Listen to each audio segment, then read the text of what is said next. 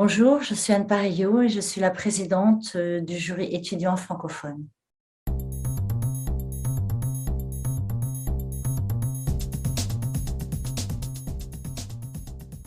C'est l'avenir, c'est le cinéma de demain.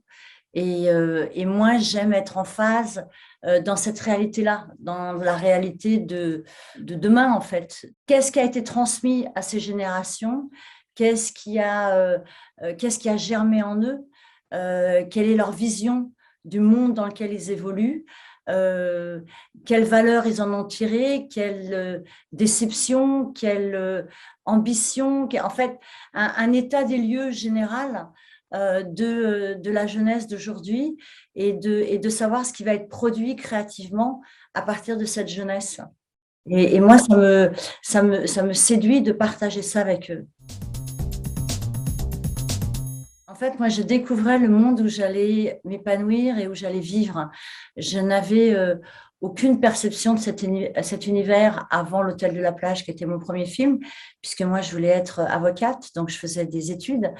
Et c'est vrai que le hasard m'entraînant à faire un film pendant les vacances, j'ai découvert d'un seul coup l'air que je voulais respirer et le monde dans lequel je voulais évoluer et de découvrir la parallèle qui existait entre mon désir d'avocate et le fait d'être une actrice et finalement de défendre un personnage comme on défend un être humain et finalement de m'apercevoir que j'y ajoutais la fibre créatrice qui finalement existait ou m'habitait quelque part, mais dans une inconnue. Je ne le savais pas.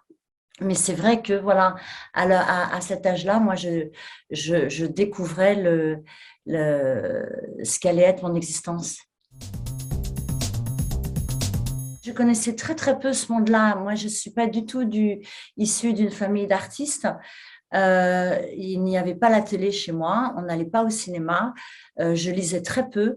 Et donc, en fait, voilà, je suis issue d'un milieu un peu particulier et dont les transmissions ne se situaient pas à ce niveau-là. Et voilà, j'ai découvert le cinéma avec Orange Mécanique, j'avais 16 ans. Donc, en fait, non, mon premier film, je l'ai vu à 13 ans et c'était Fantasia. Et ensuite, l'autre choc cinématographique, c'était Orange Mécanique de Stanley Kubrick. Et entre ces deux extrêmes, j'ai compris enfin, le,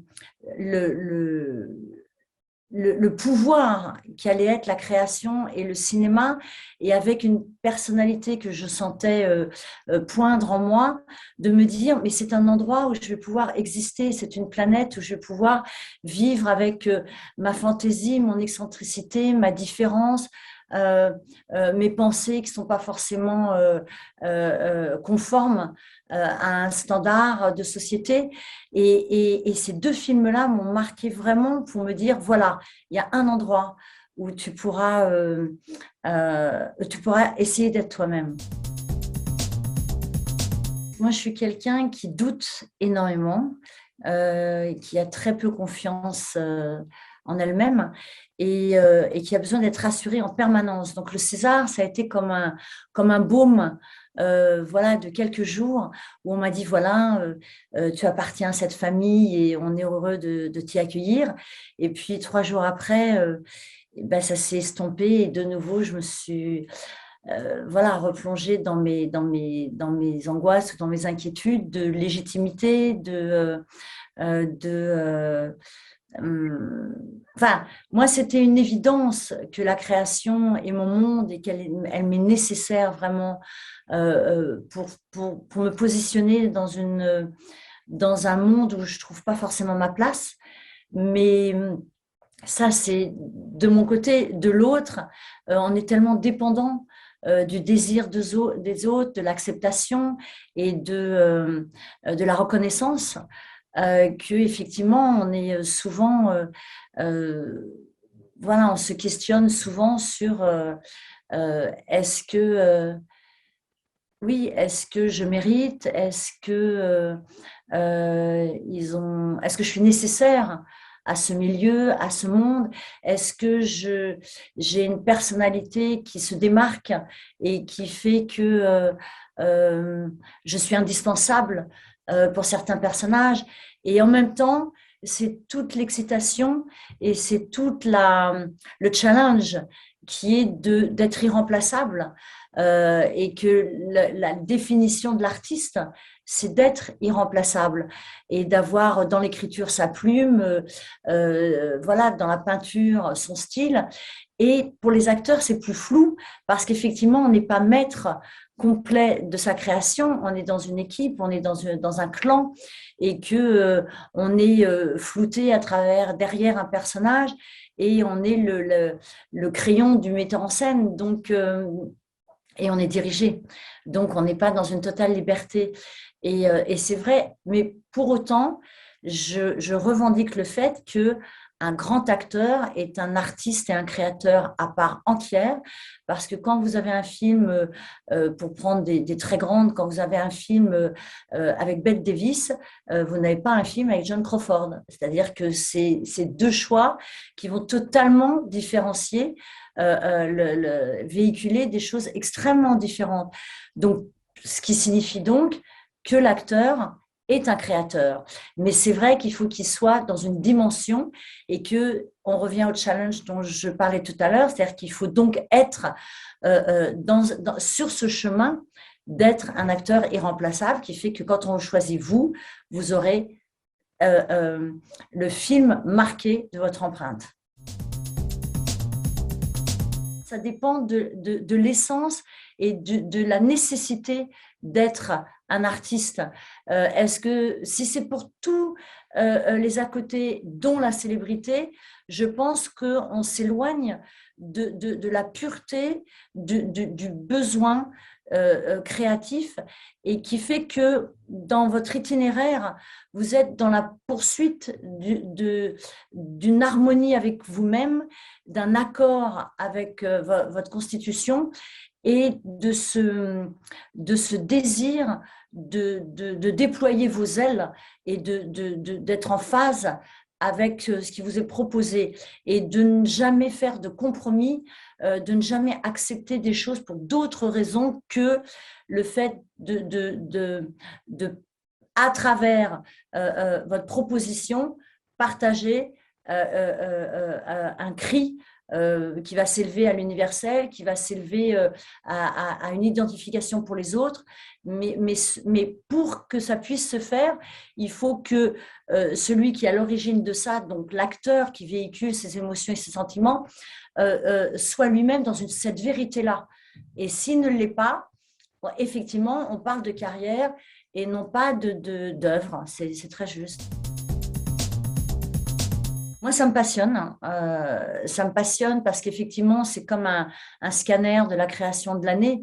C'est-à-dire que d'un seul coup, on a justement ces crines en forme ont une couleur en fait, et en général, c'est comme voilà, c'est un peu comme la production de vin, comme la production Non, mais c'est vrai, il y a des, l'année créative témoigne du mouvement sociétal de l'année. Et donc, c'est une possibilité à travers ces films qui sont proposés d'avoir un aperçu de la pensée de cette année-là. Donc ça, moi, ça m'intéresse énormément. Et ensuite, d'être jurée ou présidente de jury, c'est pour moi un exercice essentiel à plein d'endroits. Le premier, c'est effectivement le partage avec d'autres points de vue et cette confrontation avec les autres où on s'aperçoit que de fédérer une pensée universelle est tellement difficile et que quand on l'atteint, montre à quel point il y a un pouvoir dans l'œuvre qui vous est présentée qui réunit tout le monde parce que c'est très difficile. On est tous avec un regard différent et unique et donc de rassembler tout le monde sur le même film ou sur le même ouvrage, ça tient du miracle. Et donc forcément, on est confronté à ces regards différents qui vous nourrissent énormément, qui vous apportent énormément. Et il m'est arrivé, moi, de regarder un film et de ne pas le recevoir du tout. Et parce que quelqu'un dans le jury explique sa sensation et explique son ressenti, on a totalement un autre regard. Et donc, il y a quelque chose de généreux aussi d'accepter, et de respect, d'accepter le regard différent. Donc ça, c'est quelque chose humainement que j'aime beaucoup et créativement aussi. Et, et ensuite, dans l'idée de primer un film, ce qui est très compliqué aussi, parce qu'effectivement, on est sur des comparatifs et est-ce que les œuvres se comparent entre elles? C'est toujours un débat dont on n'a pas la réponse. Mais puisqu'on nous le demande, je pense qu'on a une responsabilité de primer des œuvres, effectivement, ou pour les amener à la connaissance, que les gens soient attirés parce qu'un film est primé, à aller le regarder et donc de primer quelque chose qui est essentiel à la pensée aujourd'hui, au mouvement de ce qui peut être fait, de certains combats qui doivent être menés, et que à cet endroit-là, les prix peuvent être très utiles, et de ne pas être pris à la légère. Parce qu'effectivement, on a une responsabilité par rapport à ça, on a une mission. On nous demande justement de choisir parmi les propositions, et dans l'acte de choisir, il faut respecter l'œuvre artistique, mais il faut respecter l'œuvre éthique. Quand je dis l'œuvre éthique, c'est pas c'est bien, c'est mal. C'est dans ce que cette œuvre va apporter dans le monde ou dans la société.